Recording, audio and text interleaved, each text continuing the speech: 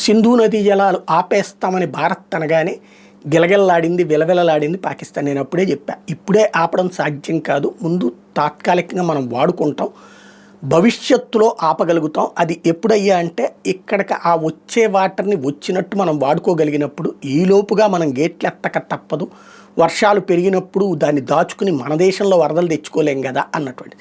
అయితే ఇది వాటర్ బాంబుగా ఎలా ఉపయోగపడుతుంది అనడానికి సాక్ష్యం తాజాగా చినాబ్ నది మీద వచ్చినటువంటి కుండపోత వర్షాల ఇంపాక్ట్తో గేట్లు తెరిచేసాం. సింధు నదీ జలాల్ని పాకిస్తాన్లోకి ఇచ్చాం. ఇప్పుడు మనం పాకిస్తాన్కి నీళ్ళు ఇచ్చామని చెప్దామా, లేకపోతే వరద వచ్చిందని అలర్ట్ చేశామని చెప్దామా అంటే రెండూ అనొచ్చు. కాకపోతే ఇప్పుడు పాకిస్తాన్ వాళ్ళు అక్కడ గొప్పగా చెప్పుకోవచ్చు, లేకపోతే ఆసిఫ్ మునీర్ గాడు లేకపోతే షాబాజ్ షరీఫ్ గాడు రేపో మాపు స్టేట్మెంట్ ఇచ్చిన ఆశ్చర్యపోనక్కర్లేదు. అణుబాంబులు వేస్తామని బెదిరించాం, రక్తం పారిస్తామని బెదిరించాం, ఆ దెబ్బతో వణికినటువంటి హిందుస్థానీలు మనకి నీళ్ళు వదిలేరు చూసారా, ఇది మా సత్తా అని అక్కడ చెప్పుకున్న వెరినాగన్నలు చెప్పుకోవచ్చు అక్కడ.